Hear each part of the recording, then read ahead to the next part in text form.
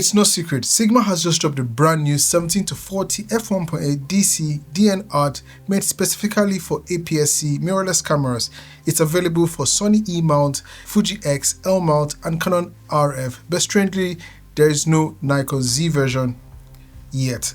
Now for me, this is an instant buy, especially if you're someone who still uses and loves the Sigma 18-35 f1.8 like I do. Funny enough, all my current cameras are full frame, but I still keep that 18-35 in my kit because it played a big role when I started out shooting on aps-c cameras. Just have a look at it. Compared to the old 18-35, this new 17-40 is compact, slick and simply more modern. This feels like the future's true successor to the iconic 18-35, one of the most used and most loved aps-c lenses ever made. But this new one, it's better in almost every way, lighter, smaller, designed for mirrorless and much quieter. Before we go further, just a quick disclaimer. This isn't a sponsored review. Sigma sent me this lens to test, but I'll be sending it right back after this. They didn't ask me to say anything and no opinions here on my own. Also, heads up, I don't currently own an aps-c camera, so this entire review is based on my experience using this lens on full frame bodies. I'll get into how that worked out later in the video. Let's start with build quality. As usual, Sigma doesn't cut corners. The lens feels premium throughout, solid construction, high quality materials and great tactile feedback. The focus and zoom rings are smooth and well dampened. The switches feel sturdy. It really lives up to Sigma's art series reputation. One noticeable upgrade over the 18-35mm is a physical aperture ring. The older one didn't have this. This one does, and it includes a lock switch. Let me just lock it. So I lock it and I can't, so I have to lock it first. And if I lock it, I can adjust the aperture. See? Can't adjust the aperture. So it's super helpful so you don't accidentally change settings. You can also declick the aperture ring for smooth silent changes while recording video. I'll just show you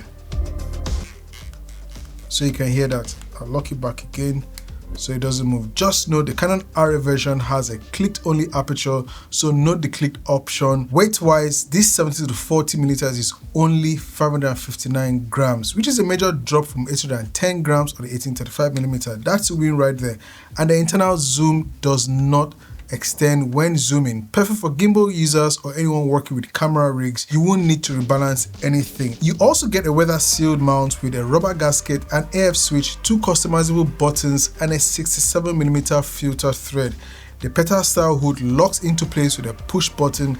Every little touch here feels deliberate and refined. Having an f1.8 constant aperture on a zoom lens like this really opens up a ton of creative possibilities, especially when paired with the Sigma 17-40mm focal range. It's a solid option for wide angle, talking heads, mid portraits, close-up product shots and more. Even at 17mm, you're getting noticeable background separation at f1.8, and when you zoom into 40mm, it just gets even better. You begin to approach that portrait vibe. So versatility wise, this is a lens you would use for a ton of different things: video, photo, studio work, low light, you name it. The minimum focus distance of this lens is just 28 centimeters, which is about 11 inches, and is sharp even up close. At 40mm and 1.8, you can really isolate your subject beautifully. You know that already. Now, since I don't have an aps-c body, I tested this on my full frame Lumix S5 2X with a 1.5x crop factor.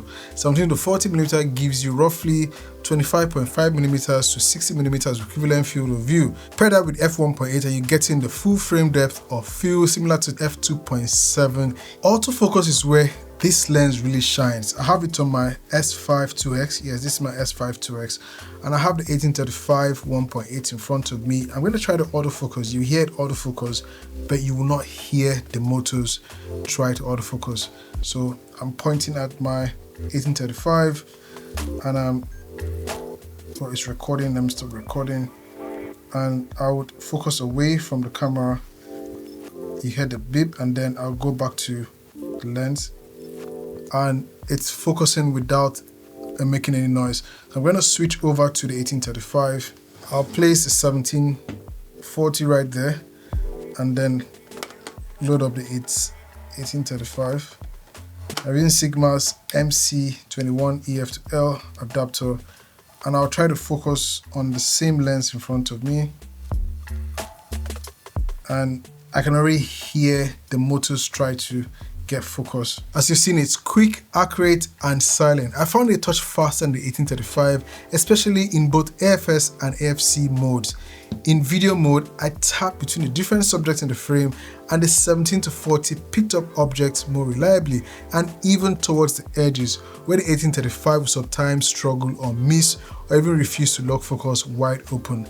The new HAL motors is a huge part of this success, which is a massive upgrade from the noisy focusing system in the 1835 and even my EF 35mm f1.4, which I'm currently using to record this video. So whether you're shooting stills, video, or tracking subject, the 17-40 f1.8 from Sigma is a huge step up. Now to focus breathing. Focus breathing is very well controlled on this lens. This is a big deal, especially since third-party lenses typically don't support the in-camera breathing correction tools that brands like Sony and Canon offer for their own lenses. Luckily, this lens suppresses focus breathing very well, whether you're wide open at 17mm or locked in close at 40mm. You notice barely any field of view change when racking focus as compared to the 18-35mm version. Even better, this lens is parfocal. That means if you focus on a subject and zoom it out, the focus stays locked unless you of the subject move. That's something you don't get on a lot of zoom lenses at this price point. Now let's talk about sharpness, because this thing is sharp. If you don't care about that very sharp look, whether you're shooting wide open at f1.8 or stop down a bit, the sharpness is outstanding across the entire frame. Center sharpness is solid, and surprisingly, corner sharpness holds up very well too, even wide open. That's not something you can say about a lot of zoom lenses, especially at f1.8. So what does all this cost? At the time of filming, this lens is expected to retail at $919, 1,250 Canadian dollars, and 779 pounds. A fast constant f1.8 aperture, internal zoom, great autofocus, and high-end image quality. It's very competitive. So who is this lens for? This lens is clearly designed for content creators, hybrid shooters like myself, and aps-c lovers out there who want a high-performance all-rounder lens. If you're someone who does both photography and videography, this lens hits the sweet spot.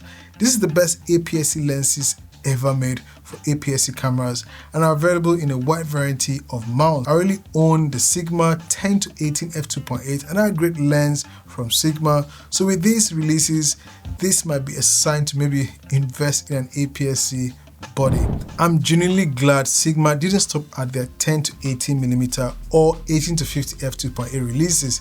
This 17-40mm f1.8 brings quiet autofocus, sharp optics, internal zoom, weather sealing, and that beautiful art series look all in one package. To me, is the aps-c equivalent of a 24-70mm f2.8, but even faster and more versatile. So now it's over to you. What do you think about this lens? Are you planning to upgrade, or are you sticking with your trusty 18-35mm if that you have?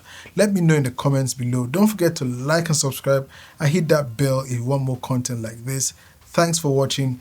I'm your filmmaker, and I'll see you in the next one. Peace.